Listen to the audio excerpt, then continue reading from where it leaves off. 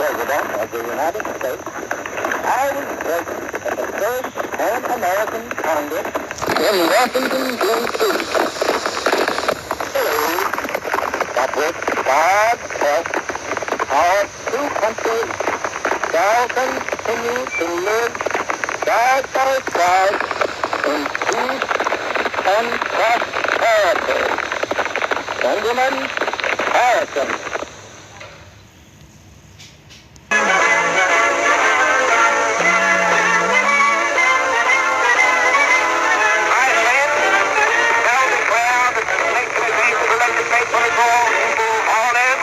Without waiting for the aid or consent of any other nation on earth. Upon that issue, we expect to carry every single state in this union. I shall not slander the fair state. The cream. My fellow citizens, recent events have imposed upon the patriotic people of this country a responsibility and a duty greater than that of any since the Civil War. Then it was a struggle to preserve the government of the United States. Now it is a struggle to preserve the financial honor of the government. The great fundamental issue now before our people can be stated clearly. It is, are the American people fit to govern themselves, to rule themselves, to control themselves? I believe they are. My opponents do not. I believe in the right of the people to rule. I am willing to admit that war has accomplished much in the progress of the world. I'm willing to admit that there are certain crises in the forward march of Christian civilization that perhaps could not have been met in any other way than by the sword. I'm willing to admit that war developed certain heroic traits in men. There is a new party which it is difficult to characterize because it is made up of several elements. As I see it, it is made up of three elements in particular. The first consists of those Republicans whose consciences and whose stomachs could not stand what the regular Republicans were doing. And My countrymen, the first flaming torch of Americanism was lighted in framing the federal Constitution in 1787. The Pilgrims signed their simple and suggestive covenant a full century and a half before. It needs every ounce of its energy to restore itself. The costs of government are all assessed upon the people. This means that the farmer is doomed to provide a certain amount of money out of the sale of his produce, no matter. We are told by the opposition that we must have a change, that we must have a New Deal. It is not the change that comes from the normal development of national life to which I object or you object, but the proposal to alter the whole foundations of our national life, which have been built through generations of testing and struggle, and the principle upon which we have made this nation. will continue its stern offensives on Germany's eastern. The United States talks with confidence about Allied intentions and hopes. The Russian army will continue its stern offensives on Germany's eastern front. The Allied armies in Africa and Italy will bring relentless pressure on Germany from the south. And now there can be no peace in the world until the military power of Japan is destroyed with the same completeness as was the power of the European dictators. To do that, we are now engaged in a process of deploying millions of our armed forces against Japan in a mass movement of troops and supplies and weapons over 14,000 miles. Chairman, Mr. Chairman, Mr. Vice President, Mr. Chief Justice, Mr. Speaker, members of my family and friends, my countrymen, and the friends of my country, wherever they may be.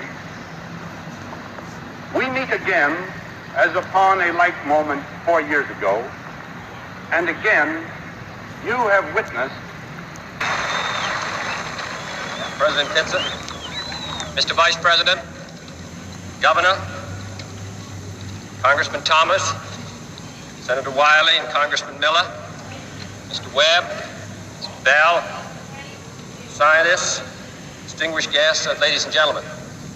I appreciate your president having made me an honorary visiting professor, and I will assure you that my first lecture will be very brief.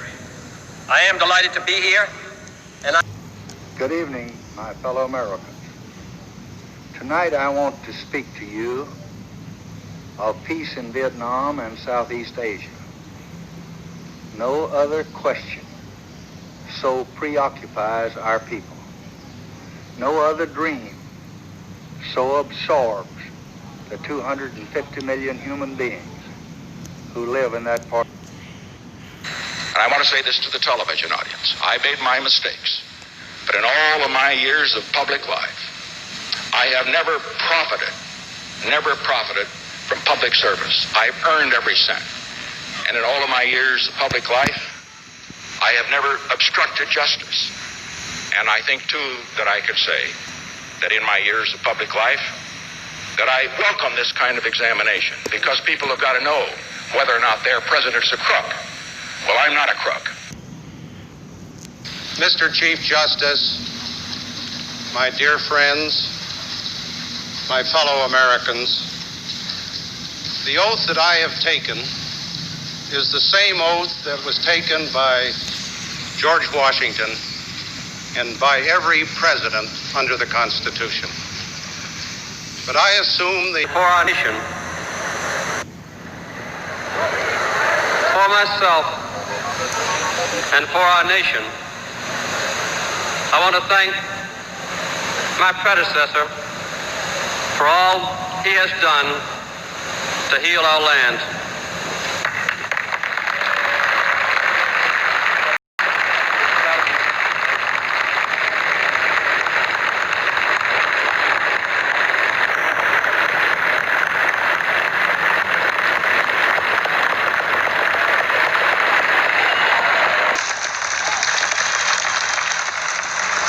Mr. Gorbachev, tear down this wall.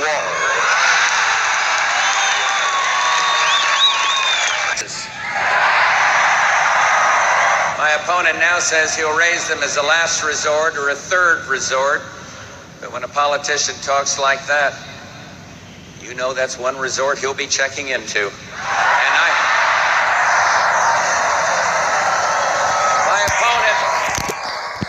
my opponent won't rule out raising taxes, but I will, and the Congress will push me to raise taxes, and I'll say no. And they'll push, and I'll say no. And they'll push again, and I'll say to them, read my lips. No new taxes.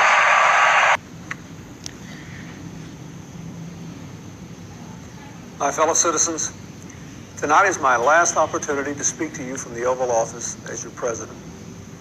I am profoundly grateful to you for twice giving me the honor to serve, to work for you and with you, to prepare our nation for the 21st century. And I'm grateful to Vice President Gore, to my cabinet secretaries, and to all those who have served with me for the last 8 years. Jupiter 0.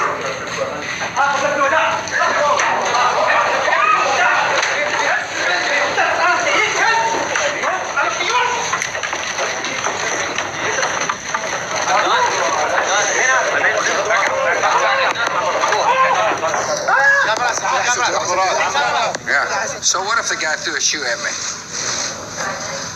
No, I consider it an important step on the road toward an Iraq that can sustain itself, govern itself, and defend itself. But let me talk about the guy throwing the shoe. It is one way to gain attention. It's like going to a political rally and having people yell at you. Tonight, in this election, you, the American people,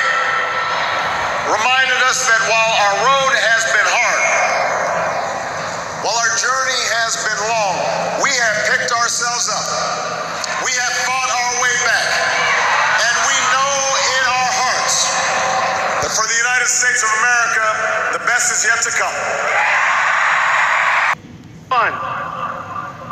Number one, are you ready? Are you ready? We will build a great wall along the southern border.